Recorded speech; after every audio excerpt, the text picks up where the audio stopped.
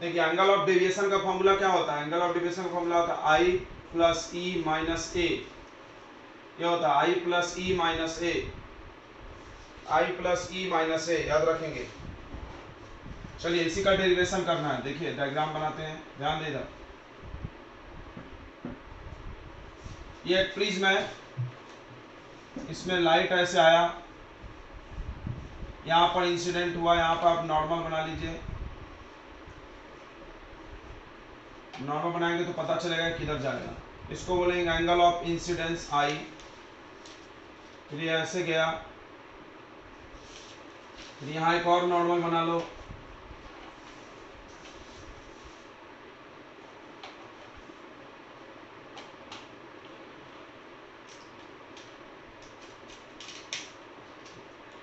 ये हो गया E, ठीक है। इसको बोलेंगे हम लोग R1 और इसको बोल दिया R2। यहाँ O नाम दे दिए, ओके। देखिए ये इंसिडेंट रे है और ये है एंगल ऑफ प्रिज्म A, इसका नाम दे दो PQ पॉइंट्स का, PQ MN देते हैं, M N तो यहाँ दिया हुआ है, PQ यहाँ R कर देते हैं, यहाँ S, ठीक है, PQRS, ठीक है, ओके। P ए पॉइंट का नाम है, Q ए पॉइंट का, R ए पॉइंट का, S ए पॉइंट का। चलिए अब हम लोग आगे बढ़ते हैं, इसको हम लोग आगे बढ़ाएंगे ऐसे, एंगल ऑफ डेविएशन बनाना है और इसको पीछे से। देखिए आपको हमने पढ़ाया होगा, इस सरफेस का डेविएशन डेल्टा 1 है, ये सरफेस का डेविएशन कितना होता है डेल्टा 1, और इस सरफेस का डेविएशन कितना है डेल्टा 2, और पूरे का डेविएशन कितना है ये डेल्टा है, क्या है ना, एक्सटीरियर एंगल प्रॉपर्टी से।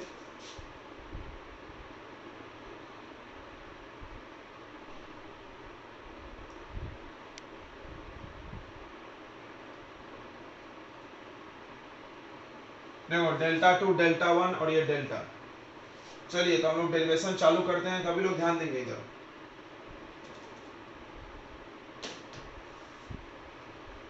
ये हम लोग को प्रूफ करना है, एंगल ऑफ डेविएशन का फॉर्मूला लाना है, ठीक है बच्चों, ये एंगल ऑफ डेविएशन का फॉर्मूला है।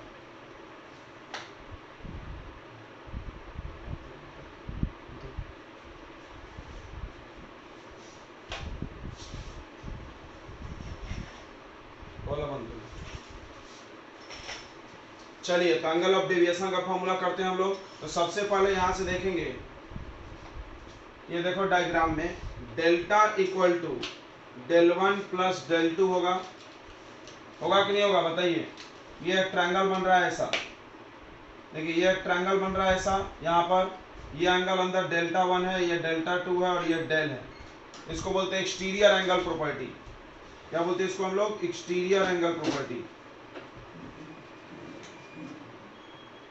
Exterior angle property. सूरज ये है,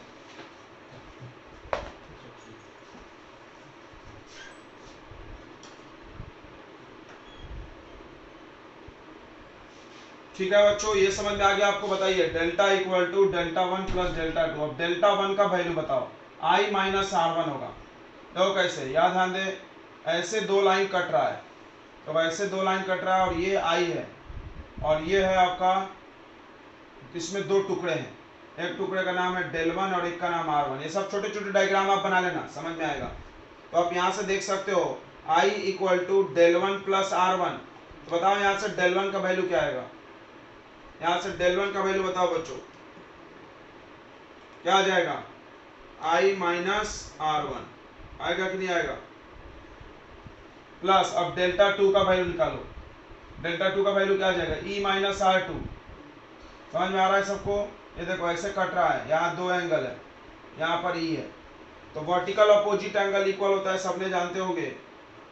ये डेल्टा 2 है और ये R2 है, ये डेल्टा 2 है और ये R2 है, तो बताओ ये दोनों मिला करके प्लस करके E के इक्वल होगा, होगा ना।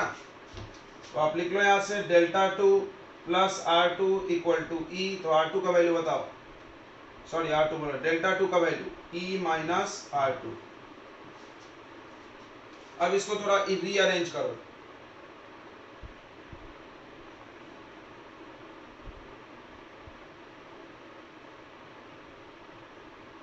अब इसको थोड़ा रीअरेंज करेंगे बच्चों, रीअरेंज करेंगे तो ऐसा आ जाएगा I plus E minus common आ जाएगा R1 plus R2, I plus E R1 plus R2, इसको रहने दीजिए।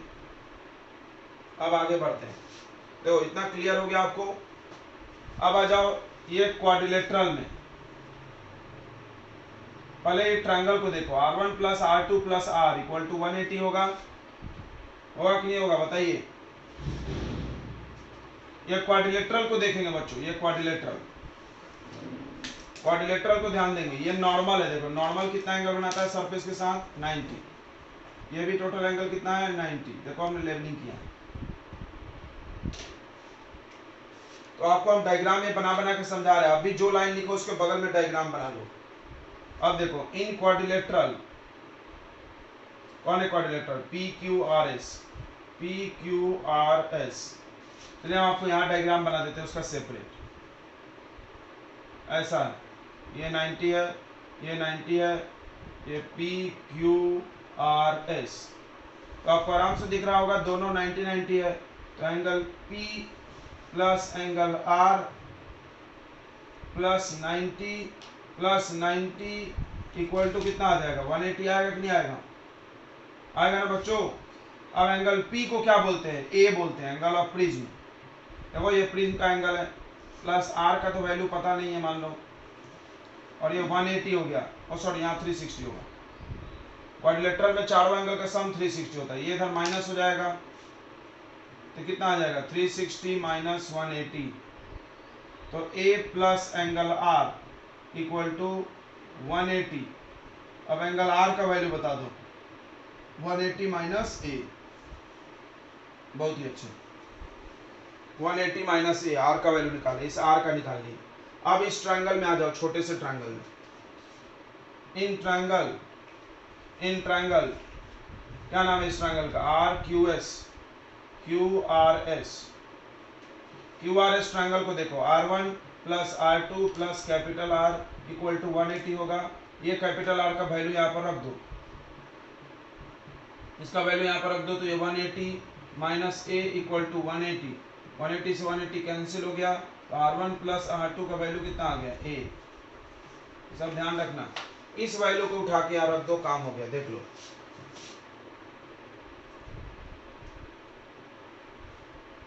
Put this value in equation 1, इसको इक्वेशन 1 में रख दो, तो डेल इक्वल टू हो जाएगा I plus E minus R, sorry minus A,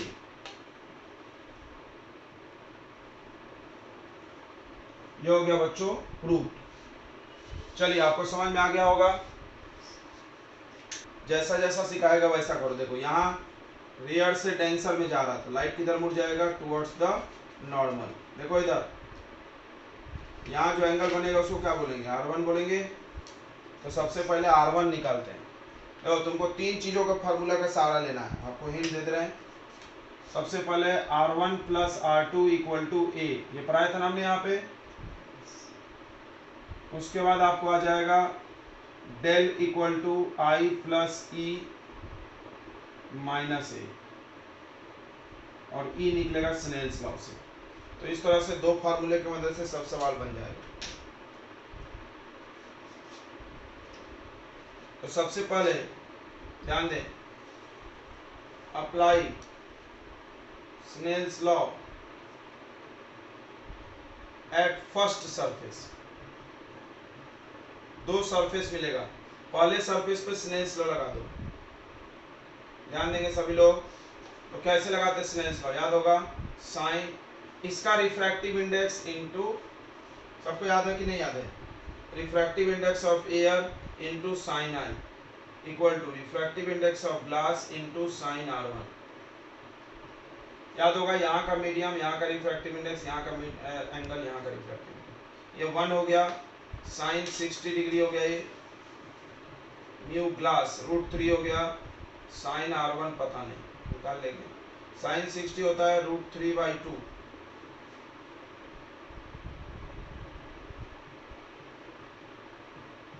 √3 से √3 कैंसल, ये 1/2 बचा, साइन R1। तो बताइए हाफ साइन में वैल्यू कितना होता है 30 डिग्री, कितना होता है साइन में हाफ 30 डिग्री, R1 आ गया 30 डिग्री। चलिए अब इधर ध्यान देंगे, अब यहाँ पर फिर से नॉर्मल बना लो, यहाँ के एंगल को क्या बोलेंगे हम लोग बताओ, R2, यहाँ के एंगल को क्या बोलते हैं R2, और यहाँ अब जाएगा वो ऐसे इमर्ज होगा E। सबको समझ में आ रहा है कि नहीं आ रहा है?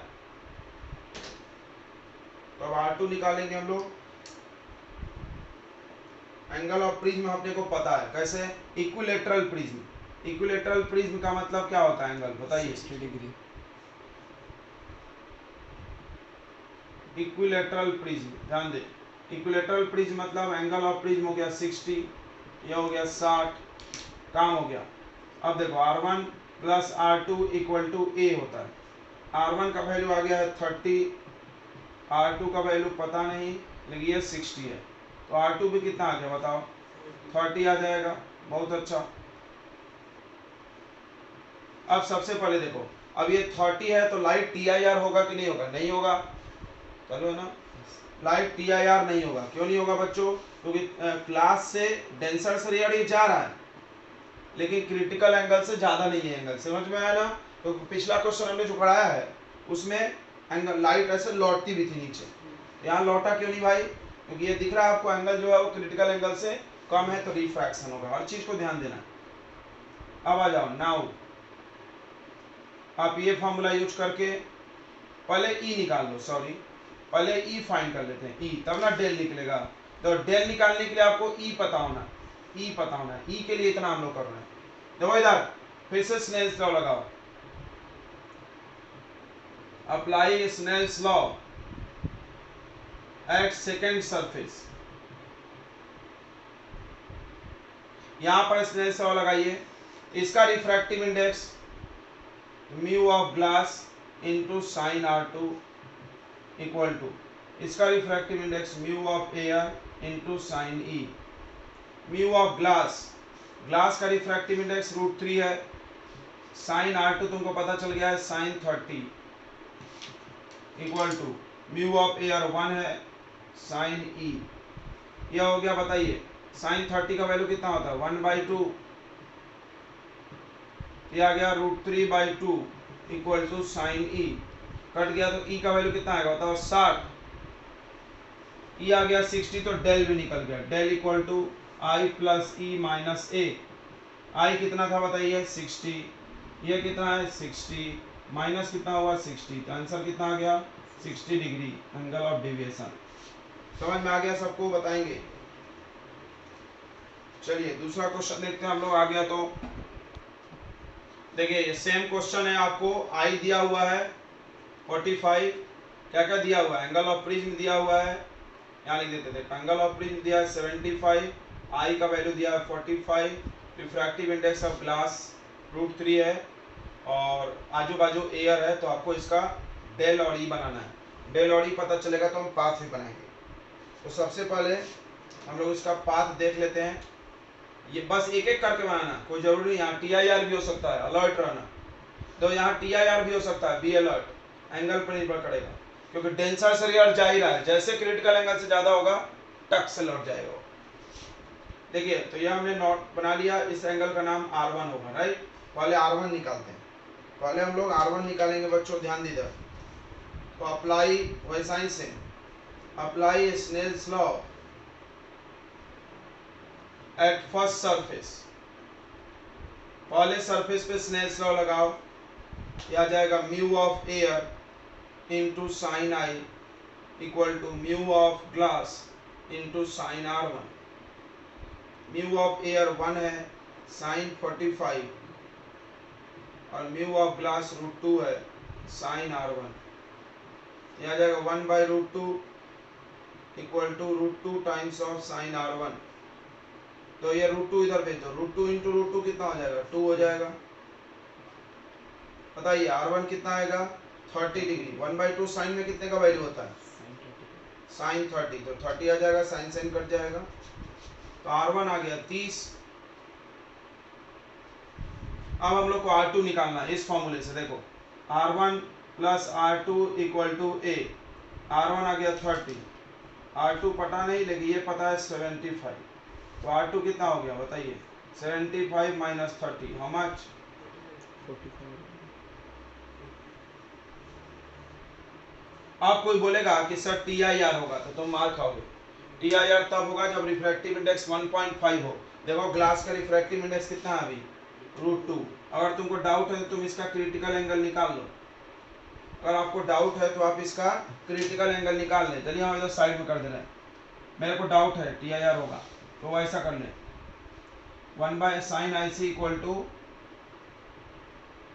अब देखो म्यू का वैल्यू कितना है बताइए, √2, तो IC का वैल्यू कितना होगा 45। ओ सर ये तो क्रिटिकल एंगल के बराबर हो गया, सही बोला तूने यार, चेक करना तो बनता है, चेक करना अच्छा हो गया, फायदा हो गया। देखो यार हम बोल रहे थे नहीं होगा, हो रहा है।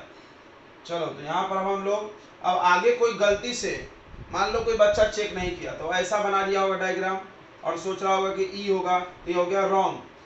क्यों रॉन्ग हो गया, क्योंकि आपने देखा नहीं, हमने बार बार बोला यहाँ TIR हो सकता है, 2 बार से बोल दिए, तो आप ये ऐसा नहीं बना सकते, दिस इज कम्प्लीटली रॉन्ग। क्योंकि यहाँ डेंसर से रेयर जा रहा है, जहां डेंसर से रेयर हो एक चांस तो बनता है, ठीक है। तो आप लोग चेक कर लें, क्या करेंगे हम लोग, चेक कर रहे हैं, check for critical angle. Critical angle के लिए चेक करेंगे, क्रिटिकल एंगल क्या बोलता है, sine IC equal to mu of rarer medium divided by mu of denser. याद होगा हमने लिख के दिया होगा, ये फॉर्मूला लिख के दिए थे, सबको लिख के दिए थे कि नहीं लिख के दिए थे, तो बताइए sine IC equal to rarer medium 1 है, डेंसर मीडियम √2 है, जो कि वैल्यू होगा 45, IC का वैल्यू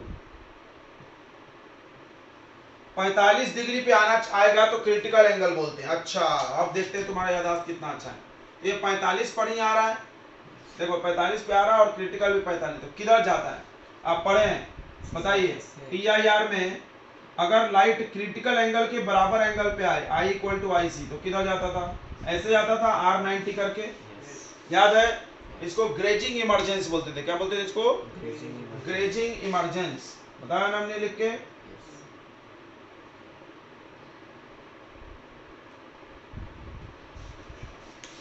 तो अब आपका लाइट यहां से ऐसे जाएगा, देख लो, टक टक टक टक टक टक टक टक, ये ग्रेजिंग इमरजेंस हो गया, R का वैल्यू 90।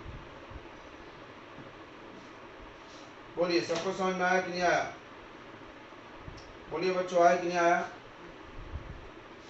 तो दिस इज कंडीशन ऑफ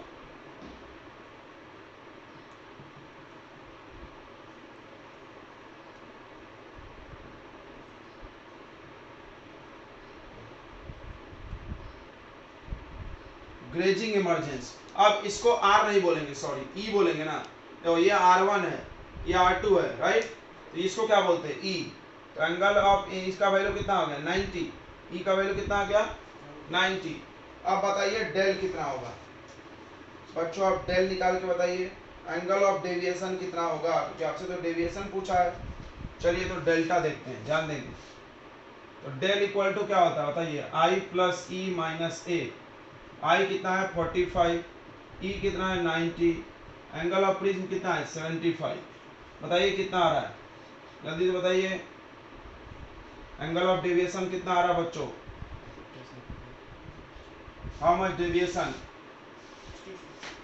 देखो ऐसे जा रहा था, ऐसे मुड़ा, तो ये 90 और 45 प्लस होगा, 75 माइनस होगा, हाउ मच आ रहा है 60 डिग्री का डेविएशन।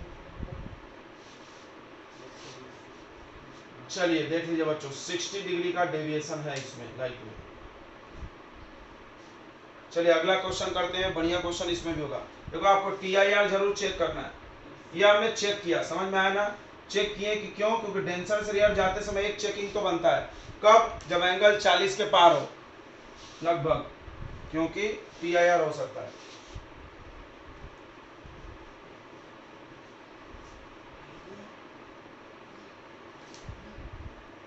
तो बच्चों हम लोग प्रिज्म में अभी तक कौन कौन सा फार्मूला सीख लिए हैं। सबसे पहला आपने ये सीखा है कि R1 plus R2 equal to क्या होता है, एंगल ऑफ प्रिज्म, राइट। उसके बाद आपने सीखा है कि del equal to I plus E minus A, ये दो फार्मूले आप सीखे। अब हमको ये डिराइव करना है। देखो हम लोग को ये डिराइव करना है फार्मूला क्या है कि refractive index of prism equal to sine of A plus del m by 2 divided by sine of A by 2। ये डिराइव करना है बच्चों, ठीक है। ये फॉर्मूला आपके पेपर में आता है डिराइव करने के लिए, ठीक है, याद रखना। तो आपको क्या करना है, पहले इसको डिराइव करना है, फिर इसको, फिर आगे पूरा एक साथ करना होगा, ठीक है। हम आपको एक साथ करके दिखा दे क्या, चलिए एक साथ हम आपको करके दिखा दे रहे हैं पूरा। पेपर में अगर आएगा इसका डेरिवेशन या एक और डेरिवेशन इसी से जुड़ा हुआ, ध्यान देंगे ऐसा, del m equal to mu of prism minus 1 into angle of prism. ये बच्चों ध्यान दे दें, ये ध्यान दो, prism with respect to air या with respect to medium, mu 2 1 भी लिख सकते हैं।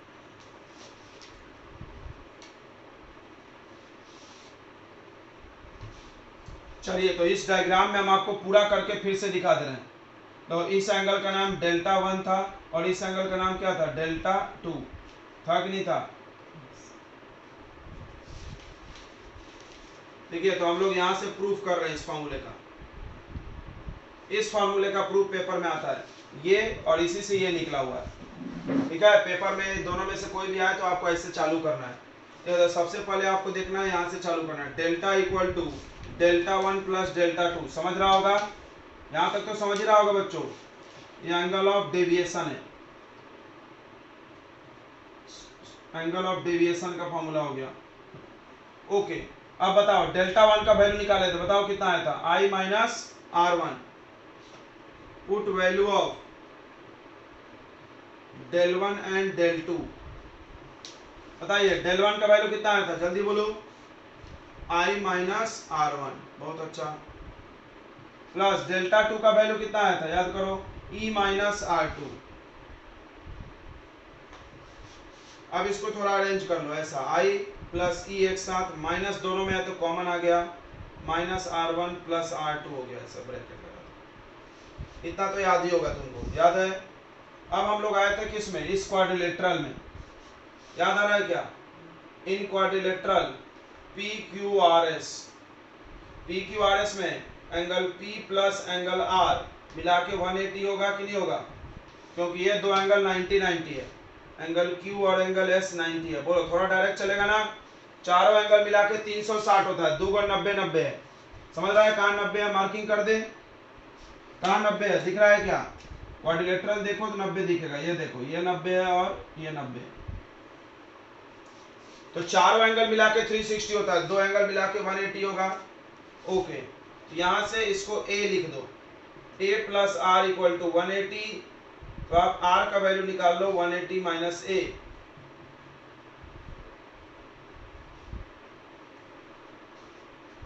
अब आ जाओ इस ट्रायंगल में, देखो इन ट्रायंगल, ध्यान देंगे ऐसे किया था हमने, याद आ रहा है ना, इन ट्रायंगल, कौन सा ट्रायंगल, QRS, इस ट्रायंगल में क्या दिख रहा है, तीनों मिला के 180 होगा, R1 plus R2 plus capital R equal to 180।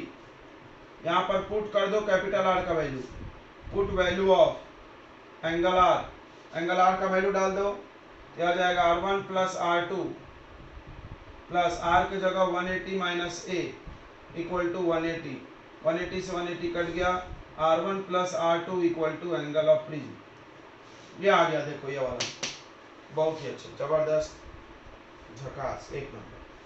अब इसको इक्वेशन नंबर 1 में डाल देंगे, पुट दिस वैल्यू,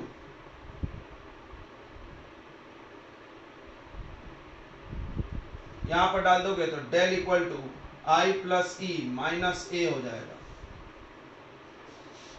अब आते हैं, अब आपको सिखाते हैं मिनिमम डेविएशन क्या होता है बच्चों। ठीक है, आपने इतना तो नोट कर लिया होगा, थोड़ा सा हम ऊपर का इरेज कर रहे हैं। ठीक है, ये फॉर्मूला हम लोग को प्रूव करना है, दिमाग में रखिए।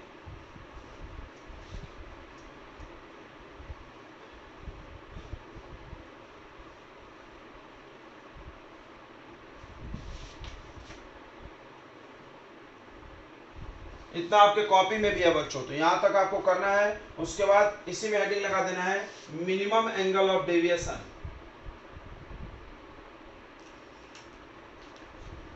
सब लोग ध्यान देगा, जिसको हम लोग डेल्टा एम बोलते हैं। ये क्या होता है? तो एक्चुअली देखो बच्चों, एक्चुअली जब आई चेंज करोगे तो ई चेंज होगा। सभी लोग ध्यान दें, जैसे जैसे आई कम ज्यादा करोगे ई भी कम ज्यादा होगा। तो इसको बदल बदल के ई को भी बदल के देखा गया और एक ग्राफ बनाया गया। देखो तो ये ग्राफ कैसा है, थोड़ा ध्यान देंगे। ये ग्राफ ऐसा हुआ, देखो ये आई है, ये ई है। तो जैसे जैसे हमने आई बढ़ाया, जैसे जैसे हमने, सॉरी ये डेल्टा है, ये एंगल ऑफ डेविएशन है, या आई है, आई और एंगल ऑफ डेविएशन के बीच का ग्राफ है। तो जैसे जैसे हम एंगल ऑफ डेविएशन बढ़ाते गए, टुक टुक टुक टुक इंसिडेंट बढ़ाते गए तो डेविएशन बढ़ता गया। देखो यहाँ पर, सॉरी घट रहा है, पहले घटा और फिर बढ़ गया। तो इस तरह से एक जगह पहुंचा होगा, सबसे कम हुआ होगा ना कोई भी चीज, तो जहां पर ये सबसे कम हुआ है, सबसे कम वाला वैल्यू, उस जगह पर देखा गया कि आई और ई आपस में हमेशा इक्वल होता है। फिर से समझते हैं। देखो आई का वैल्यू मान लो हमने रखा 20 डिग्री, तो एंगल ऑफ डेविएशन बच्चों था 40 डिग्री। एंगल को हमने बढ़ाया 21 किए, एंगल को हमने बढ़ाया, देखो दिख रहा है एक्स एक्सिस पे आई बढ़ रहा है, तो ये घटने लगा, ये घटने लगा, ये बढ़ रहा है तो ये घटने लगा। उसके बाद घटते घटते एक खास एंगल पे आया, मान लो 15 पे, 15 डिग्री पे क्या देखा गया कि सबसे कम हो गया। इसके बाद वो बढ़ने लगा, इसके बाद तुम अगर आई को बढ़ाओगे तो ये बढ़ने लगा। ये देखो, समझ रहा है क्या? बताइए बच्चों, समझ रहा है कि नहीं समझ रहा है? तो इस जगह पर वो सबसे कम हुआ है ना एंगल, किसका वैल्यू सबसे कम हुआ बताओ? डेल्टा का, और ये आई है। तो जिस जगह पर ये सबसे कम हुआ था उस वक्त देखा गया कि आई और ई भी आपस में क्या होता है? इक्वल, जितने एंगल पे डाले उतने एंगल पे निकल भी रहा था। ठीक है, ये बात समझ में आ गई? तो एंगल ऑफ मिनिमम डेविएशन क्या बोलते हैं? तो सबसे छोटा वैल्यू,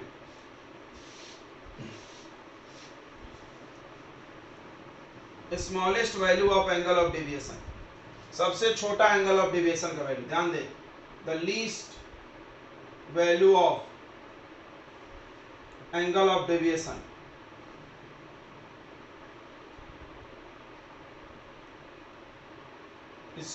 फॉर विच, जिसके लिए एक बात होना जरूरी है कि आई इक्वल टू क्या होना चाहिए? ई। इसका मतलब आई और ई हमेशा इक्वल नहीं होता है, आई और ई कब इक्वल होता है? जब एंगल ऑफ डेविएशन क्या हो? सबसे छोटा वाला हो। क्लियर हो गया? प्लीज में हमने बताया था कि आई और ई हमेशा इक्वल नहीं होता है। ठीक है, अभी आपने क्वेश्चन किया था उसमें आई और ई इक्वल आया था पहले क्वेश्चन में, तो समझ जाओ उस वक्त डेल्टा मिनिमम था, उस वक्त डेल्टा मिनिमम था। इसका ये मतलब है, दैट इज, इसका ये मतलब है कि जब delta equal to delta m होगा, देन तब आई इक्वल टू भी किसके होगा? ई के होगा। होगा कि नहीं होगा? चलिए, तो आप इसमें पुट कर दो, एंड एक और चीज होगा, R1 भी इक्वल होगा किसके? R2 के। R1 भी किसके इक्वल होगा? R2 के बच्चों। ठीक है, समझ में आया? R1 किसके इक्वल होगा? R2 के इक्वल होगा। R1 किसके इक्वल होगा? R2 के इक्वल होगा। तो ये सब एंगल इक्वल हो गए। देखो ये वाला इसके इक्वल, ये वाला इसके इक्वल, मिनिमम डेविएशन के लिए। अब इन सब वैल्यू को पुट इन अबव इक्वेशन, ये अबव होगा, तुम कॉपी में लिख रहे हो तो ऊपर होगा, ऊपर के इक्वेशन में रख दो। तो देखो जब R1 R2 इक्वल है तो इसको 1 2 क्यों बोलेंगे? R मान सकते ना, कोई भी चीज इक्वल है तो 1 2 कब लगाते हो? जब 1 इक्वल रहे।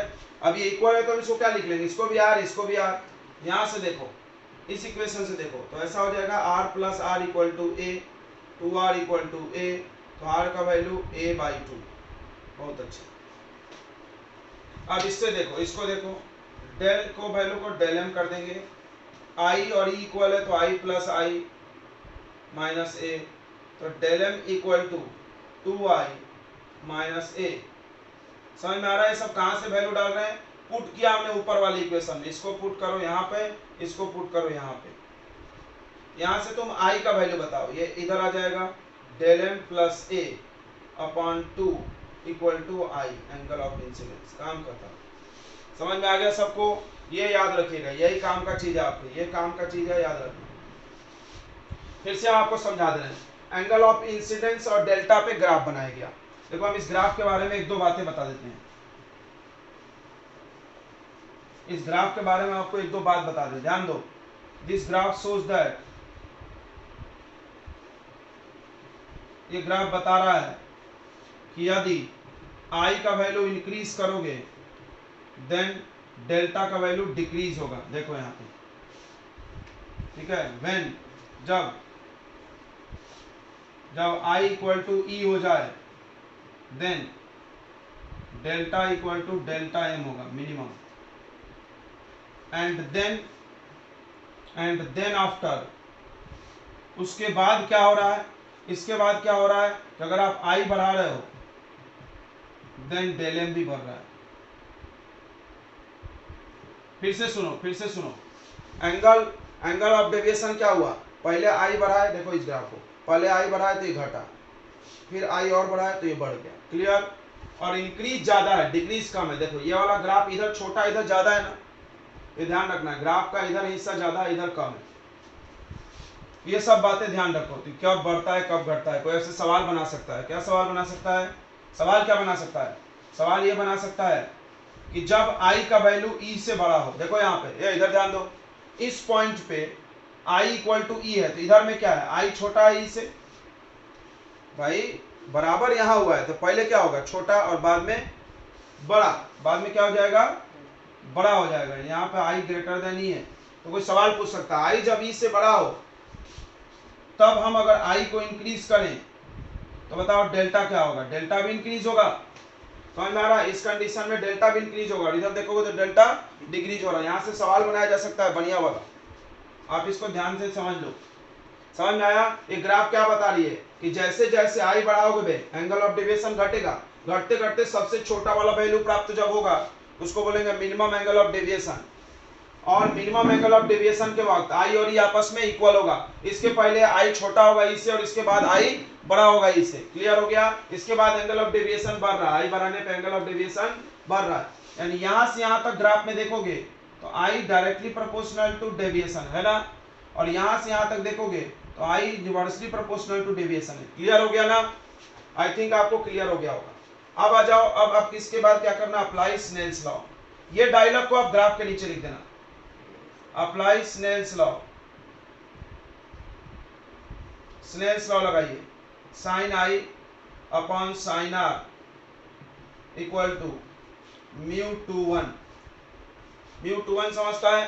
टू मतलब कौन सा, prism with respect to air, इसको आप mu of prism with respect to air भी लिख सकते हो। ठीक है, आप वैल्यू डाल दो, देखो तुम्हारे पास i का वैल्यू r का वैल्यू आ गया, फॉर्मूला देख लें, i का वैल्यू r का वैल्यू, यही प्रूव करना था। क्या जाएगा, साइन i का वैल्यू डाल दो del m plus A by two upon sine r यानी sine a by two equal to mu two one, यही प्रूव करना था, ये प्रूव हो गया। और एक चीज देख के जाओ, special case, special case note करना है क्या बच्चों? देखिए एक स्पेशल केस है, सब लोग ध्यान दें। स्पेशल केस क्या है कि अगर, ध्यान देना बच्चों, इफ यदि थीटा इज वेरी स्मॉल, तुम पढ़े भी होगे, और थीटा बहुत छोटा हो तो हम लोग साइन थीटा को लगभग थीटा लिख देते हैं, याद है? साइन हट जाता है, कहीं ना कहीं ऐसा किया हमने, किया ना स्नेल्स लॉ में प्रूव करते समय रिफ्रैक्शन थ्रू स्फेरिकल सरफेस। अगर ये एंगल बहुत छोटा होगा i, याद रखो, तो if i and r is very small, और i और r वेरी स्मॉल होगा तो साइन i को आई लिख देंगे, साइन आर को आर लिख देंगे। बोलो समझा, लिख देंगे कि नहीं लिख देंगे? यहां से ऐसा आ जाएगा, sine I upon sine R equal to mu two one. याद करो हमने कराया होगा, साइन आई को आई लिख देंगे, आई बाई आर। याद आ रहा है क्या? ये स्फेरिकल सरफेस में कराया है बच्चों, याद करो इसमें कराया था हमने, ऐसा वाला डायग्राम था, याद आया क्या? इसमें कराए रहे तुम लोग, याद नहीं आ रहा? अल्फा बीटा गामा था, याद आया? कभी भी नहीं आया। तो ये देखिए आई का वैल्यू क्या है, इधर ध्यान देंगे रे। तो i equal to mu two one into r. अभी थोड़ी देर पहले आई का वैल्यू था, ये आई का है, देखो ये आई का वैल्यू। आई का वैल्यू क्या है? Del m plus A by two mu two one. और आर का वैल्यू क्या है बताओ? ए बाई टू, टू से टू कैंसिल, ये ए को इधर ला लो। तो del m equal to mu two one minus a, sorry into a, और ए माइनस ए। इसमें से ए कॉमन ले लो, इसमें से ए कॉमन ले लो, प्रूफ। तो ये फॉर्मूला हमेशा वैलिड नहीं है, लिख लो, हमेशा वैलिड नहीं है। जब एंगल्स बहुत छोटे होंगे तभी वैलिड है, जब एंगल्स बहुत छोटे होंगे तभी वैलिड है बच्चों। देखिए बच्चों, इस पे एक क्वेश्चन लाया हमने, थोड़ा सा सुन लेंगे। म्यू दिया है, ए दिया है और डेल एम पूछा। अभी जस्ट इसके पहले क्वेश्चन किए थे तुमने, तो उसमें डेल एम के जगह डेल था, तो कैसे किए थे?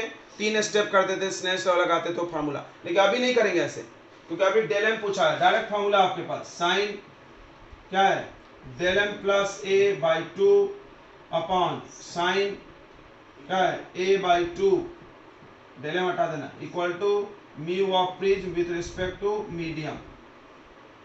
इसको mu of prism upon mu of medium भी लिख सकते हो। इसको हम लोग mu of prism divided by mu of medium, ये सही रहेगा। अब देखो साइन डेल एम कितना है? डेल एम फाइंड आउट करना है। ए कितना है? 60।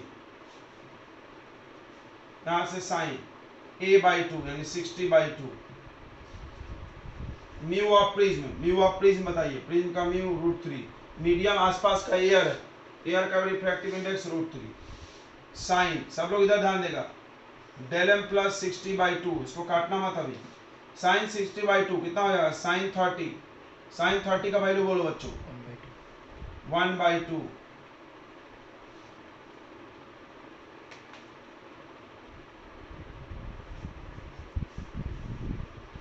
इसको इधर भेज देते क्या? सही है ना? ऐसा कर सकते ना?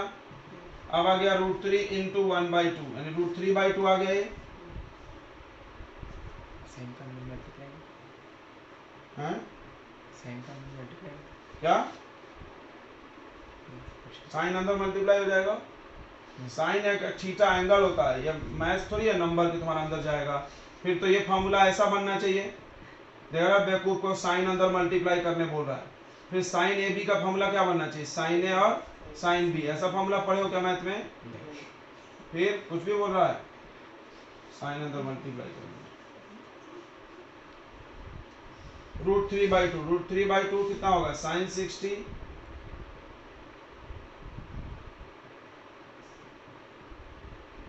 तो अब साइन से साइन कट जाएगा। अब आएगा del m plus 60/2 equal to 60, ये इधर चला गया 180। तो डेल एम कितना आएगा? 120 माइनस 60, समझा? ये इधर गया 120, 60 माइनस करो तो डेल एम भी कितना आ गया? 60। अब आप ध्यान दो, यहाँ पर डेल एम 60 आया, मिनिमम एंगल है क्या ये? Minimum deviation. अगर तुमने दूसरा कोई भी डेविएशन निकालोगे तो मिनिमम नहीं आएगा, ज्यादा ही आएगा इससे।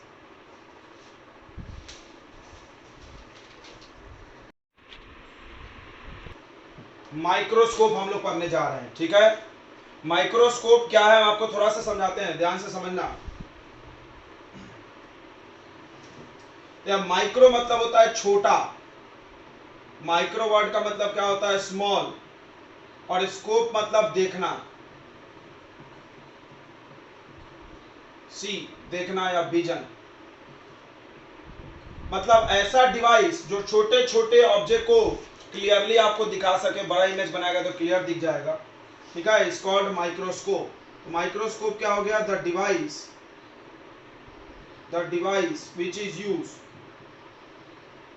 which is used to see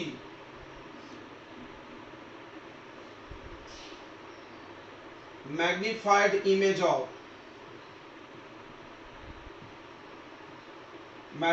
image of small objects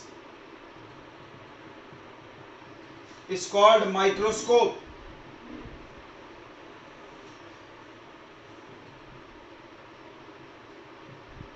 microscope क्या है? तो एक ऐसा डिवाइस जो छोटे छोटे ऑब्जेक्ट के इमेज को बड़ा बड़ा आपको बना के दिखा देगा। ठीक है, अगला सुनेंगे। There are two methods to magnify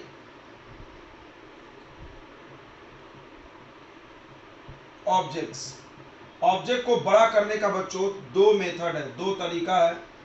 पहला तरीका है bring object close to the eye. आप किसी भी ऑब्जेक्ट को आंखों के पास लाओगे तो वो बड़ा दिखता है। जैसे आप देखो एरोप्लेन दूर से छोटा दिखता है, अब पास आता है तो इतना बड़ा हो जाता है। यानी पास आने से कोई चीज बड़ा हो जाता है, तो आप पास में कर लो तो बड़ा दिख जाएगा, पहला तरीका। और दूसरा तरीका आपका है यूजिंग माइक्रोस्कोप। अगर मान लो आप पास नहीं कर पा रहे हो तो आप माइक्रोस्कोप यूज कर लो। आप पास में कर लिए फिर भी नहीं दिख रहा तो आप माइक्रोस्कोप यूज कर लो। तो ये दो तरीके हैं, आपको ऑब्जेक्ट बड़ा दिखाएंगे। ठीक है, सबको समझ में आ रहा है नहीं इतनी बातें? अच्छा, दो और बातें आपको पता होना चाहिए कि हम लोग का जो आंख होता है, जो ह्यूमन आई है, उसका आंख से जब हम लोग देखते हैं तो दो पॉइंट होता है, एक 25 सेंटीमीटर और एक इन्फिनिटी। 25 सेंटीमीटर को क्या बोलते हैं हम लोग? Near point. क्या बोलते हैं? Near point. और इसको क्या बोलते हैं? Far point. अगर आपके आंख में कोई बीमारी नहीं है और आपके आंख में कोई डिफेक्ट नहीं है, मायोपिया या हाइपरमेट्रोपिया नहीं है, तो आपका फार पॉइंट और नियर पॉइंट यही होगा बच्चों। ठीक है, अगर आंख खराब होता है तो एक चेंज हो जाता है, यानी आपको यहां से यहां तक की ऑब्जेक्ट ही दिखती है। ये बात ध्यान रखेंगे। We can see objects placed between 25 centimetre and infinity. आप 25 से लेकर के इनफाइनाइट तक के ही ऑब्जेक्ट को देख सकते हो। इसके इधर नहीं दिखेगा, उसके आगे तो होता नहीं है इन्फिनिटी के। अब आप ध्यान से सुनना, 25 पर अगर आप देखोगे किसी चीज को तो आंखों पे दबाव पड़ेगा, स्ट्रेस पड़ेगा, थोड़ी देर में सर दर्द होने लगेगा। अब देखो पास में रख के पढ़ो इतना तो सर दर्द देगा, क्योंकि आपके आंख के जो लेंस होते हैं वो दबे रहते हैं, कॉन्ट्रैक्ट रहते हैं, सिलियरी मसल उनको दबा के रखता है, तो दबाए दर्द होगा। अच्छा, इन्फिनिटी पे रखोगे तो रिलैक्स मोड में आंख रहेगा, तो आराम से देखोगे। यानी आप बिना तनाव के किसी चीज को देखना चाहते हो तो कहाँ रखो? इनफाइनाइट पे। और अगर स्ट्रेस होके देखना चाहते हो तो कहाँ रखो? 25 पे। बीच में भी रखोगे तो थोड़ा स्ट्रेस रहेगा। समझ में आया ना? एकदम रिलैक्स मोड में कहाँ रहेगा आंख जब आप इन्फिनिटी पे देख रहे हो। तो याद रखना कि अगर आप विदाउट स्ट्रेस देखना चाहते हो, ये सब लिखना नहीं है यार, इतना छोटा बातें क्यों लिखेंगे? आपको लिखना है, लिख लो। विदाउट स्ट्रेस आप देखना चाहते हो तो इनफाइनाइट पे रखें, अगर आप विथ स्ट्रेस देखना चाहते हो तो 25 पे रखें। ये हम लोग की आंख की लिमिट है। 25 सेंटीमीटर का एक और नाम है बच्चों, 25 सेंटीमीटर को लिया गया नाम least distance of clear vision. याद करो, यहां हम बता दे रहे हैं 25 सेंटीमीटर इज ऑल्सो कॉल्ड, या near point is also called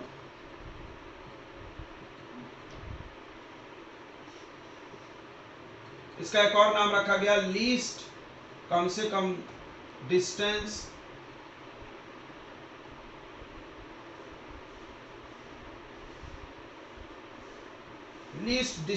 off distinct vision. Distinct मतलब क्या होता है? स्पष्ट, क्लियर। समझ में आ रहा है? नाम को पढ़ के देखो। लीस्ट डिस्टेंस मतलब कम से कम दूरी, स्पष्ट विजन का, क्लियर दिखाई देने का। तो यहां से कम दूरी है, यहां तक क्लियर दिखाई देता है। ठीक है,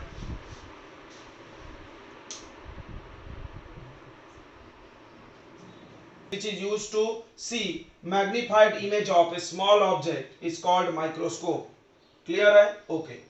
अब सवाल है कि हम छोटे ऑब्जेक्ट को बड़ा कैसे देख सकते हैं? क्या सिर्फ माइक्रोस्कोप से? दो तरीके आप छोटे चीज को बड़ा देख सकते हो। एक तरीका है आप उसको पास में ला लो, पास मिलाने से बड़ा दिख जाएगा। ठीक है, याद रखना, पास मिला देने से बड़ा दिख जाएगा। जैसे आप एरोप्लेन को दूर देखते हो छोटा दिखता है, पास आता है बड़ा हो जाता है। क्यों भाई, अभी हम आपको सिखाएंगे क्यों बड़ा होता है थोड़ी देर में। उसके बाद दूसरा तरीका है बड़ा देखने का, माइक्रोस्कोप यूज कर लो। मान लो हम किसी चीज को पास में लाए फिर भी नहीं दिख रहा, जैसे बैक्टीरिया नहीं दिख रहा, वायरस नहीं दिख रहा, दिख रहा पास में भी है फिर भी, तो हम क्या करेंगे, माइक्रोस्कोप यूज कर लेंगे। ओके, यानी ये दो चीजें बड़ा कर सकती है इमेज को। अब बात करते हैं थोड़ा आई के बारे में, अपने आंख की क्षमता क्या है। तो कोई भी नॉर्मल ह्यूमन आई जिसका आंख ठीक ठाक है, जिसको कोई डिफेक्ट नहीं है, मायोपिया हाइपरमेट्रोपिया नहीं है, उसकी बात अगर हम करेंगे, नॉर्मल आई की बात कर रहे हैं हम, तो उसका 2 पॉइंट फिक्स होता है देखने का।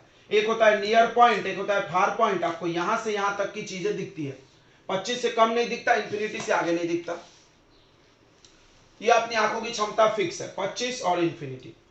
अच्छा, 25 को हम लोग नियर पॉइंट बोलते हैं, नियर पॉइंट। इस नियर पॉइंट को हम लोग बोलते हैं least distance of distinct vision. Least distance मतलब कम से कम दूरी, डिस्टिंक्ट मतलब स्पष्ट, क्लियर दिखाई देने का, यानी क्लियर दिखने की कम से कम दूरी है। इससे कम पे रखोगे तो क्लियर नहीं दिखेगा। क्लियर हो गया सबको ये बात? ओके, क्लियर देखने के लिए क्लियर हो गया तुमको, राइट। तो चलिए, एक और इंपॉर्टेंट बात है कि जब आप पास की चीजों को देखते हो तो आपका आंख पे स्ट्रेस आता है, दबाव आता है। क्यों आता है भाई? क्योंकि आपकी आंख की जो लेंस है वो को दबाती है सिलियरी मसल। आप 10th में पढ़े होंगे, सिलियरी मसल आंख की जो मांसपेशियां होती है लेंस को दबाती है, तो आंखों पे स्ट्रेस रहता है, तनाव रहता है, यानी पास की चीजें ज्यादा देर देखोगे सर दर्द देगा। दूर में देखोगे रिलैक्स रहता है आंख, कोई टेंशन नहीं है, दूर में देखो। यानी अगर कोई बोले कि आप रिलैक्स मोड में देखो तो आप इंफिनिटी पे देखना। इसके बीच में भी रहता है तनाव, थोड़ा कम रहेगा लेकिन रहेगा।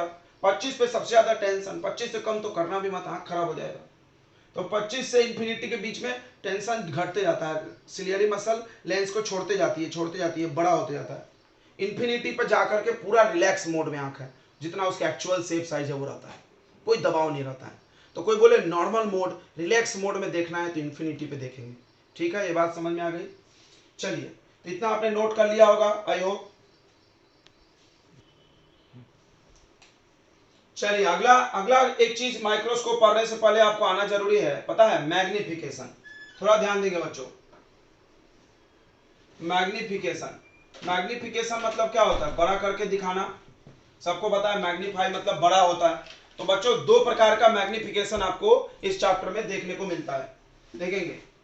मैग्निफिकेशन मतलब पता है कितना गुना, बताया था हमने, कितना गुना इमेज ऑब्जेक्ट से बड़ा या छोटा है,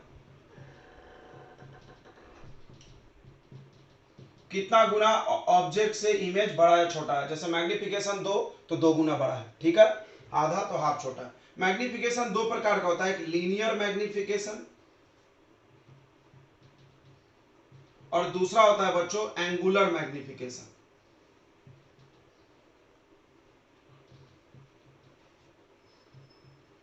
तो लीनियर मतलब लंबाई, ऐसा मैग्निफिकेशन जिसमें लंबाई छोटा हो, हाइट छोटा बड़ा हो। इसका फार्मूला तुम पिछले पूरे टॉपिक में पढ़ो, m इक्वल टू HI/HO। बताइए HI क्या होता है? इमेज का हाइट, लेंथ, इमेज का हाइट, ऑब्जेक्ट का हाइट, यानी दोनों का लेंथ, इसीलिए इनके रेशियो से निकला तो उसका नाम दिया गया लीनियर मैग्निफिकेशन। अब एंगुलर मैग्निफिकेशन क्या होता है? ये होता है beta by alpha. Beta alpha क्या है? तो इधर आ जाते हैं बच्चों, एंगुलर मैग्निफिकेशन ही पढ़ना है इस चैप्टर में।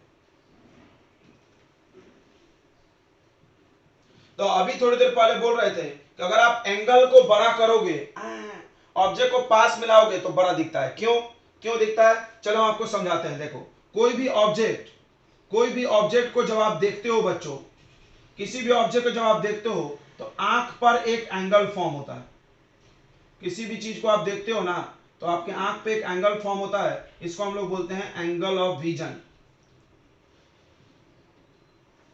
क्या बोलते हैं? Angle of vision. समझना मेरी बात को ध्यान से। अच्छा, जब किसी ऑब्जेक्ट को पास मिलाते हो टक टक टक टक टक टक तो एंगल ऑफ विजन बढ़ते जाता है। थोड़ा देखो, अगर ये ऑब्जेक्ट दूर गया तो देखो एंगल ऑफ विजन कम हो गया, दिख रहा है? तो डिस्टेंट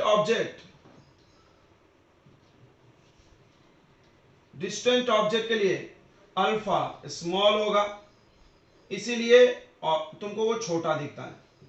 भाई जितना बड़ा एंगल होगा उतना बड़ा वो दिखेगा। एरोप्लेन जब बहुत दूर होती है तो उसके एंगल बहुत छोटे बनते हैं आंखों पे। समझ में आ गया? अगली बार कोई आपसे पूछे कि एरोप्लेन दूर हो तो छोटा क्यों दिखता है, तो आपका जवाब होना चाहिए एंगल ऑफ विजन कम होता है, और जब पास आता है तो एंगल ऑफ विजन बढ़ जाता है। कोई बोला कैसे, तो बताओ उसको कि ये बेस कम हो रहा है। देखो ये एंगल ऑफ विजन क्या होता है, tan थीटा। समझना, एंगल ऑफ कैसे निकलता है, tan थीटा। tan थीटा क्या होता है बच्चों, परपेंडिकुलर बाय बेस। ये एरोप्लेन का तो हाइट सेम है, दूर रहे चाहे पास रहे, ये बेस बढ़ने घटने से, समझ रहा है, बेस ये है दूरी, फील कर लेना एक एक चीज, परपेंडिकुलर बेस। अगर ये हम बेस बढ़ाते जाएं तो tan थीटा कम होते जाएगा, एंगल कम होते जाएगा। क्लियर हो गया? सबको क्लियर हो गया? पक्का हाँ बोलो यार, क्लियर हो गया? बहुत बेहतरीन सवाल का हमने जवाब दिया है। बचपन से आपके दिमाग में घूमता होगा कि कोई भी चीज को दूर देखते तो छोटा क्यों दिखता है, पास आने पे बड़ा क्यों हो जाता है। जवाब है एंगल ऑफ विजन बढ़ जाता है। कैसे बढ़ जाता है हमने बता दिया, tan थीटा से सोचना, बेस कम ज्यादा होता है। तो अब आते हैं एंगुलर मैग्निफिकेशन। ये बात तो क्लियर हो गया, किसी भी चीज को देखते वक्त एंगल कम ज्यादा हो जाता है। तो अभी जो हम लोग माइक्रोस्कोप पढ़ेंगे ना बच्चों, वो क्या करता है कि किसी भी चीज का एंगल बढ़ा देता है। जब वो एंगल बढ़ा देगा हमारे आंखों पे तो ऑटोमेटिक बड़ा दिखेगा। क्लियर हो गया ना, बड़ा एंगल बड़ा दिखेगा, सीधी बात है। तो माइक्रोस्कोप में एंगुलर मैग्निफिकेशन होता है, लीनियर नहीं होता।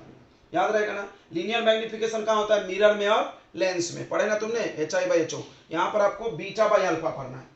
अब ये अल्फा बीटा क्या है, तो आपको हम बता देते हैं एंगुलर मैग्निफिकेशन का फॉर्मूला। इसका फॉर्मूला होता है विजन एंगल या विजुअल एंगल या एंगल ऑफ विजन, जो भी बोलो,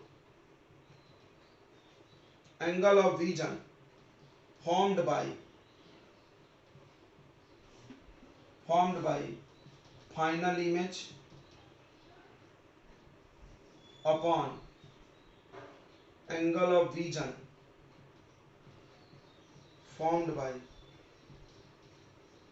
formed by object kept eight, object को कहां रखना है, केप्ट एट डी समझाना, least distance of distinct vision. D पर जब आप रखोगे, डी पर किसी को आप रखोगे तो जो एंगल बनेगा उसको आपको बोलना है अल्फा, यानी शॉर्ट में इसको हम बोलेंगे बीटा अपॉन अल्फा। तो हमेशा ध्यान रखेंगे अल्फा होने के लिए ऑब्जेक्ट को कहां रखना है, डी पर, डी दूरी पे, डी यानी least distance of distinct vision, तभी एंगल अल्फा बनेगा। क्लियर हो गया? जब ऑब्जेक्ट को डी पे, देखो यहाँ पे angle of vision formed bye, किसी ऑब्जेक्ट के द्वारा आंख पे बना हुआ एंगल, कब, जब वो डी पर रख के चेक किया गया, डी मतलब 25। ठीक है? अच्छा एक बात और आप समझ लिए कि हाइट ऑफ ऑब्जेक्ट, किसी भी ऑब्जेक्ट का साइज प्रोपोर्शनल होता है, किसके प्रोपोर्शनल होता है बताओ, एंगल ऑफ विजन के। किसके प्रोपोर्शनल होता है, एंगल ऑफ विजन के। यानी किसी का भी एंगल बड़ा होगा तो उसका हाइट बड़ा होगा, किसी का एंगल छोटा होगा तो उसका हाइट छोटा दिखेगा। क्लियर हो गया? सबको ये बातें क्लियर हो गई? आई होप हो गया होगा। तो मैग्निफिकेशन आपको, अब कोई पूछे एंगुलर मैग्निफिकेशन का डेफिनेशन बताओ, तो इसको बोल देना, इसको बोल देना, जैसे इसको बोलते थे ratio of height of image to the height of object. क्या आप इसको भी नहीं बोल सकते, the ratio of angle of vision formed by final image to the angle of vision formed by object kept at D is called angular magnification। Note कर लिया आप definition, angular magnification the angle of ratio of, कर लेंगे ना, I hope कर लेंगे। तो बच्चों माइक्रोस्कोप दो प्रकार का होता है, एक सिंपल माइक्रोस्कोप और एक कंपाउंड माइक्रोस्कोप। तो सिंपल माइक्रोस्कोप सबने देखा है, सबके घरों में है। It's nothing but a convex lens fitted in A handle. देखो आपने ऐसा देखा होगा जिसको आप मैग्नीफाइंग ग्लास या रीडिंग ग्लास बोलते हैं, देखे होंगे ऐसा, आपने ऐसा लेंस जरूर देखा होगा। आपके ज्योमेट्री बॉक्स में भी, छोटे बच्चों के ज्योमेट्री बॉक्स में ऐसा रहता है, प्लास्टिक के फ्रेम में लगाया रहता है, बीच में मोटा रहता है, किनारे पे पतला। ध्यान देना, वो कॉन्वेक्स लेंस है। तो सिंपल माइक्रोस्कोप क्या है, तो सिंपल माइक्रोस्कोप एक कुछ नहीं है, एक कॉन्वेक्स लेंस है जिसका छोटा फोकल लेंथ होना चाहिए। ठीक है? Simple microscope is a convex lens of A small focal length. Focal length छोटा रहेगा तो पावर ज्यादा रहेगा, इसीलिए पावर ज्यादा रहेगा, समझ में आया, ज्यादा बड़ा दिखाएगा। तो सिंपल माइक्रोस्कोप क्या है, तो it is a convex lens, ये कॉन्वेक्स लेंस है, fitted in a frame with handle, जिसको एक फ्रेम में फिट कर दिया हैंडल के साथ, हैविंग स्मॉल फोकल लेंथ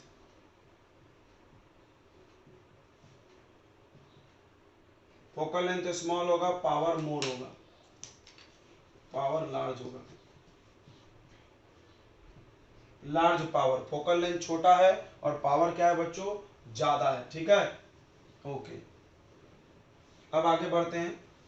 इसमें किसी भी ऑब्जेक्ट को देखने के लिए क्या करना है, ध्यान दो, इसका प्रिंसिपल क्या है,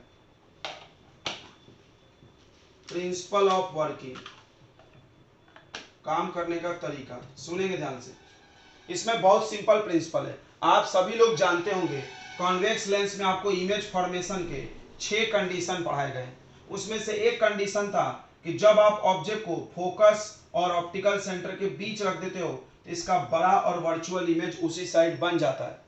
पढ़े हैं ना सबने, पढ़े हैं कि नहीं पढ़े हैं, जल्दी बोलो। तो आपने देखा होगा जो मैग्नीफाइंग ग्लास है उससे हम लोग बुक जब पढ़ते हैं या हाथ देखते हैं तो आप देखो ये मैग्नीफाइंग ग्लास है, आप इससे किसी चीज को देख रहे हो तो इमेज उधर साइड ही दिखता है। तो ये मैग्नीफाइंग ग्लास है, आप इससे बुक के लेटर देख रहे हो, आप आंख लगा के इससे बुक के लेटर देख रहे हो तो आपको इधर में ही लेटर दिखेगा, बड़ा बड़ा इधर में ही दिखता है, जिधर ऑब्जेक्ट उधर इमेज दिखता है। दिखता है कि नहीं दिखता है? तो इससे क्या पता चल रहा है कि वर्चुअल वाला कंडीशन है। तो इसका प्रिंसिपल यही है, यही प्रिंसिपल है कि when object is placed between focus and optical center, then its virtual and magnified image is formed on the same side.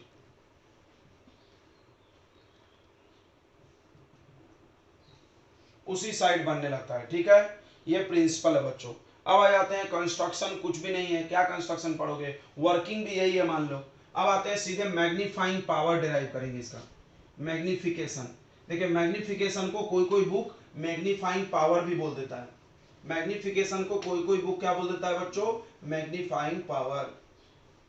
तो उसी का क्वेश्चन पूछा जाता है तो हम लोग वही डिराइव कर लेते हैं फट से।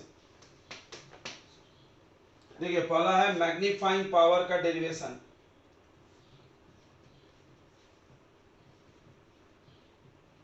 मैग्नीफाइंग पावर, ठीक है, एम, या आप इसको मैग्निफिकेशन भी बोल सकते हो। तो एम इक्वल टू आपको याद हो गया होगा बीटा डिवाइडेड बाई अल्फा।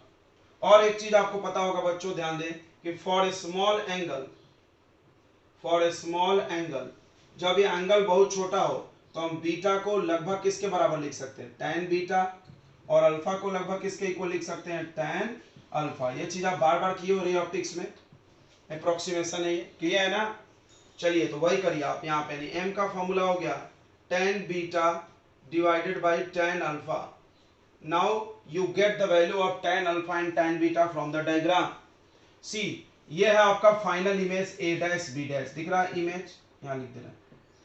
इस इमेज ने कितना एंगल बनाया आंख के साथ, बीटा। इमेज का एंगल को क्या बोलते हैं, बीटा बोलते हैं। ओके, बहुत अच्छी बात है। अब आपको क्या करना है, tan अल्फा और tan बीटा का वैल्यू निकालना है। चलिए tan अल्फा के लिए हम एक ट्रायंगल इधर छोटा सा बना लेंगे। क्यों? क्योंकि tan अल्फा क्या होता है कि ऑब्जेक्ट ने आपकी आंखों पे कितना एंगल बनाया था जब वो डी पे रखा था। कहां रखा था बच्चों, वो डी पे रखा था। कहां रखा था, डी पे रखा था। ऑब्जेक्ट का है ए बी है। तो और हम आपसे पूछे यहां से कि tan अल्फा बता दो मेरे को। आप इस डायग्राम को यहां बनाइए, अच्छा रहेगा। From this diagram tan alpha बताएं, tan थीटा क्या होता है, परपेंडिकुलर बाय बेस। तो क्या आ जाएगा बताएं जल्दी से, A B divided by D, A B divided by D हो जाएगा। अच्छा डी में माइनस साइन लगेगा, सामने है तो माइनस तो लगेगा ना बच्चों, कि नहीं लगेगा। तो ये हो गया आपका tan अल्फा का वैल्यू, बहुत अच्छा। अच्छा अब tan बीटा देख लेते हैं। ये tan अल्फा कहां से है सबको समझाना, वहां से। अब tan बीटा देख लेते हैं, tan beta from triangle A B O. अब एक देखना किस्मत, देखो A dash B dash O, इसमें भी बीटा है और ए बी ओ दोनों में बीटा है, दोनों का एंगल बन रहा है बीटा। दिख रहा है कि नहीं, छोटा ट्रायंगल हो बड़ा ट्रायंगल हो बीटा ही एंगल है। तो हम इसका फायदा उठाएंगे, हम ए बी को कैंसिल कर लेंगे। कोई बोलेगा सर आपने तो बोला था कि फाइनल इमेज जो बनाए, हाँ तो फाइनल इमेज ही बना रहा है बीटा, तो ये भी बना रहा है, नहीं नहीं ये बीटा नहीं बना रहा है, इसका एंगल अल्फा अलग माना हमने, बट अभी डायग्राम के हिसाब से हमको ये बीटा दिख रहा है ना, तो आप यहाँ से tan बीटा का वैल्यू निकाल लेना, कंफ्यूज नहीं होंगे। तो ये आ जाएगा a डैश b डैश नहीं लेंगे, ए बी लेंगे, ए बी कैंसिल करना है हमको। और बताओ ये क्या है, तो ये होगा बच्चों ऑब्जेक्ट डिस्टेंस, ये जो ऑब्जेक्ट रखा है ना तुम्हारा, ये तो ऑब्जेक्ट है, ये ऑब्जेक्ट डिस्टेंस है, कैसे दिखाते हैं हम लोग इसको, माइनस यू से, कैसे दिखाते हैं, माइनस यू से, तो हम लोग इसको लिख देंगे बच्चों माइनस यू। अब आप इसको डिवाइड कर दो, put value in m, m में वैल्यू डाल दो, तो m का फॉर्मूला होता है tan beta divided by tan alpha. अब बताओ वैल्यू रखो, ऊपर रखोगे बीटा का वैल्यू रखोगे, tan बीटा का वैल्यू बताओ क्या रहा है, A B divided by minus u upon tan alpha, A B divided by D, A B से बी कट गया, माइनस से माइनस भी कट गया और ये पलट गया, तो m का वैल्यू आ गया d अपॉन यू, m का वैल्यू आ गया d अपॉन यू। याद रखना बहुत इंपॉर्टेंट डेरिवेशन है ये, दिस इज मैग्निफिकेशन। अच्छा मैग्निफिकेशन प्लस में आया, इसका मतलब फाइनल इमेज इज इन्वर्टेड, सीधा बराबर है, मैग्निफिकेशन प्लस में आया तो फाइनल इमेज, वर्चुअल इमेज के लिए मैग्निफिकेशन प्लस होता था याद है, और रियल के लिए निगेटिव, रियल उल्टा होता है, ध्यान देना इस बात को।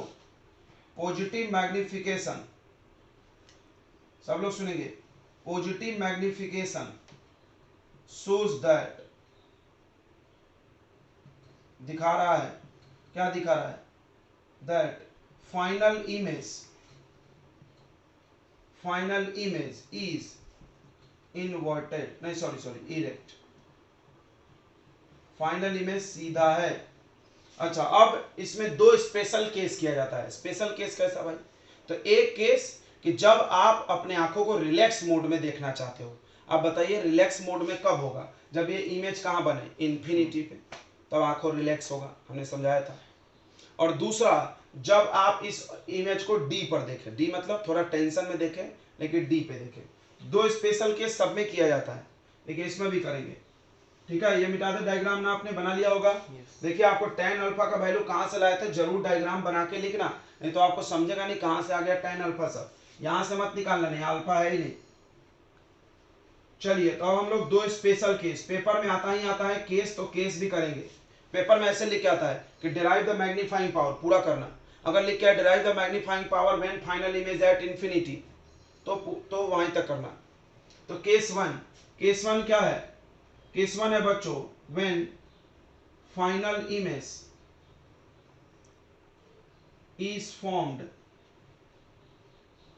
एट इंफिनिटी, जब फाइनल इमेज बच्चों इंफिनिटी पे बन जाए, फाइनल इमेज बच्चों इंफिनिटी पे बन जाए, ध्यान से सुनना मेरी बात को, दिल से सुनना, इसको हम लोग नॉर्मल एडजस्टमेंट बोलते हैं, इसको क्या बोलते हैं हम लोग, नॉर्मल एडजस्टमेंट बोलते हैं।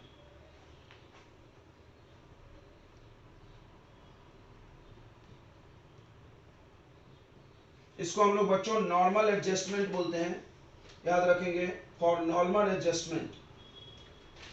अच्छा अब सुनो मेरी बात को, नॉर्मल एडजस्टमेंट, ओके। तो जब फाइनल इमेज इंफिनिटी पे बने, तुम गेस करो कि ऑब्जेक्ट को इंफिनिटी पे, इमेज को कैसे ले जाओगे, ऑब्जेक्ट को कहां रखना होगा, फोकस पे। फिर से देखो डायग्राम हम बना के समझा रहे हैं, कोई भी एक कॉन्वेक्स लेंस है, आप कहां रखोगे ऑब्जेक्ट को, आपसे पूछा जा सकता है, आप ऑब्जेक्ट को कहां रखोगे बच्चों कि इमेज इंफिनिटी पे चला जाए, बताओ, हमको लगता है सब बच्चा बता देगा, बताइए आप ऑब्जेक्ट को कहां रखोगे तो इमेज इंफिनिटी पे बनेगा। आपने पढ़ा है ना पूरी कंडीशन, अगर आपको ये कंडीशन नहीं आ रहा है तो आपको जल्दी से रिवीजन करना चाहिए, नहीं तो ये पूरा का पूरा टॉपिक आपका गायब हो जाएगा दिमाग से, कुछ नहीं आएगा, कुछ भी नहीं समझ में आएगा आपको। अगर ये नहीं आ रहा तो बहुत शर्म की बात है, क्योंकि आप 10th में भी पढ़ो यही चीज़, 12th में भी पढ़ रहे हो, और फिर भी नहीं आ रहा है, तो हम क्या करें बताओ, मेरी कोई गलती नहीं है, आपका दिमाग नहीं चल रहा, आप रिविजन नहीं कर रहे। तो देखो ऑब्जेक्ट को हम फोकस पे रखेंगे तो इमेज कहाँ बनेगा, इन्फिनिटी पे। कैसे बनाते हैं इमेज, एक लाइट पैरेलल लाते हैं, फिर कहाँ से ले आते हैं, फोकस से, दूसरा लाइट ऑप्टिकल सेंटर से, तो इधर तो भी जाके इन्फिनिटी पे मिलेगा, इधर भी अगर आप इसको ऐसे बढ़ाओगे तो आपको इमेज कहाँ दिखेगा, ये इन्फिनिटी पे दिखेगा, ठीक है। आप यहाँ पे अगर आंख लगा लो ओके, तो फाइनल इमेज बच्चों चला गया इन्फिनिटी पे जब हम ऑब्जेक्ट को फोकस पे रखें। तो इस केस में u का वैल्यू इनफाइनाइट हो जाएगा क्या? नहीं नहीं, u का वैल्यू किसके इक्वल हो जाएगा? f के। फोकल लेंथ फिर से देखो, फिर से देख लो एक बार। तो ये m का फॉर्मूला है d बाई यू। ऑब्जेक्ट को हम फोकस पे रखे तो इमेज इन्फिनिटी पे चला गया, ठीक है। यानी इस फॉर्मूले में हम क्या चेंज करेंगे? u के जगह f डाल लें, u के जगह f डाल लें कि नहीं डाल लें बच्चों, बताएंगे। u के जगह हम लोग फोकल लेंथ रख सकते हैं कि नहीं रख सकते हैं, बताइए, बताओ बच्चों, रख सकते हैं कि नहीं? इसको FE भी बोलते हैं, FE क्यों बोलते हैं? इस लेंस का नाम रखा गया है आईपीस लेंस। आईपीस क्यों आईपीस? क्योंकि आंख के पास है, आंख के पास है तो इसको आईपीस, तो इसके फोकस को हम FE बोलते हैं या आई लेंस भी बोलते हैं। कोई कोई इस आईपीस लेंस को आईपीस हटा देता है, ओनली क्या बोल देता है? Eye lens. आंखों के पास जो लेंस है उसको हम आई लेंस बोल रहे हैं, ठीक है।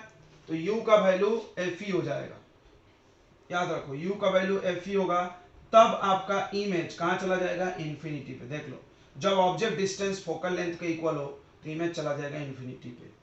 देन ये मैग्निफिकेशन का फॉर्मूला जो है वो d बाई यू ही है, ये d बाई यू की जगह d बाई FE हो जाएगा। देख लो, ये फॉर्मूला कब लगेगा? ये फॉर्मूला कब लगेगा? For normal adjustment, for normal adjustment.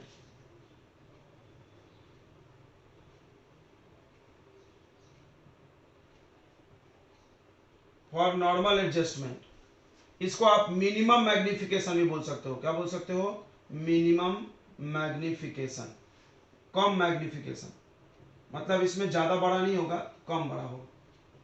सबसे बड़ा इमेज कब बनता है? याद करो, हम तुमको पढ़ाए लेंस। तो सबसे बड़ा इमेज कब बनेगा? जब ऑब्जेक्ट फोकस और ऑप्टिकल सेंटर के बीच में हो। याद आ रहा है, हम आपको एक टेक्निक बताए थे पढ़ाते वक्त कि जैसे जैसे ऑब्जेक्ट पास में आता है इमेज क्या हो जाता है? बड़ा। तो फोकस पर ऑब्जेक्ट है और इसके बीच ऑब्जेक्ट है, किसमें बड़ा बनेगा? F और O के बीच में, क्योंकि ज्यादा पास में है। क्लियर हो गया? तो इस केस में मैग्निफिकेशन होगा लेकिन थोड़ा कम होगा। ज्यादा मैग्निफिकेशन चाहिए तो आप ऑब्जेक्ट को इसके बीच में ही रहने दो, ठीक है, मेरी बात समझ रही? जो कि केस 2 होगा। तो केस 1 हो गया नॉर्मल एडजस्टमेंट का केस। नॉर्मल एडजस्टमेंट मतलब फाइनल इमेज कहां बनती है? इन्फिनिटी पे, तो उसको हम लोग नॉर्मल एडजस्टमेंट बोलते हैं। नॉर्मल एडजस्टमेंट होते वक्त याद कर जाओ, ऑब्जेक्ट को फोकस पे रखोगे, यहां बनाया हमने, देखो, ऑब्जेक्ट को जब तुम फोकस पे रख दोगे, जब ऑब्जेक्ट को बच्चों आप फोकस पे रख दोगे तब इमेज बनेगा इन्फिनिटी पे। ये फॉर्मूला ऐसा चेंज हो जाएगा, ये नॉर्मल एडजस्टमेंट हो गया, ठीक है। आई होप आपको समझ में आ गया होगा। अब हम लोग करते हैं केस 2। आपने नोट कर लिया है ना? तो अगला बच्चों केस 2 है। केस 2 में जब ऑब्जेक्ट को, जब फाइनल इमेज लीस्ट डिस्टेंस पे बन रहा, केस 2 क्या होता है? तो when final image is formed at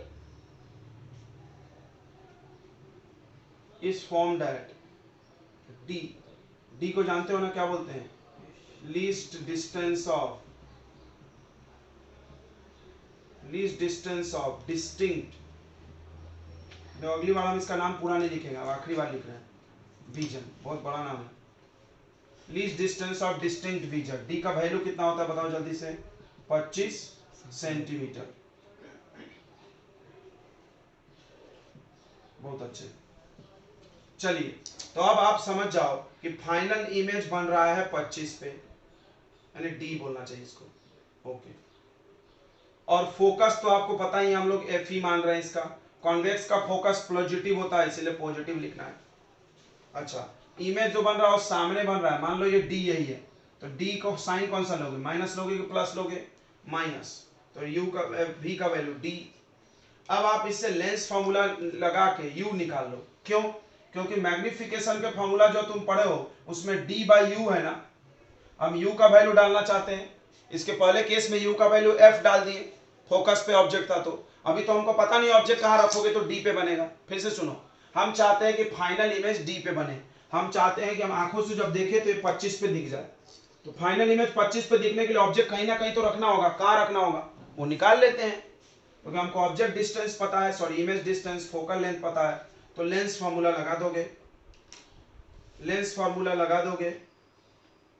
lens formula 1/b minus 1/u equal to 1/f। तो 1/v के जगह माइनस डी, u पता नहीं अपने को, ठीक है।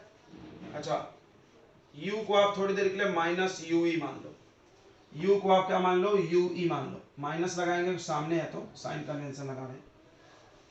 ये साइन कन्वेंशन लगाने के लिए हम ऐसा किए, हमको ये फाइंड ही करना है। और फोकस fe प्लस में इस साइन को माइनस ऊपर ले लो, minus 1/d plus 1/ue equal to 1/fe equal to 1/fe। ध्यान देंगे सभी लोग, तो 1/ue का वैल्यू आ जाएगा, ये इधर चला जाएगा, 1/fe प्लस 1/d। अब ध्यान देना, इसको बहुत आसानी से ध्यान देना। अब आप क्या कर दो, d से मल्टीप्लाई कर दो बोथ साइड, ऐसा बनाने के लिए बच्चों ध्यान देंगे, क्यों d कर दिए, ऐसा बनाने के लिए। तो ये हो जाएगा d/ue equal to d/fe plus d/d cut जाएगा, कितना आएगा 1।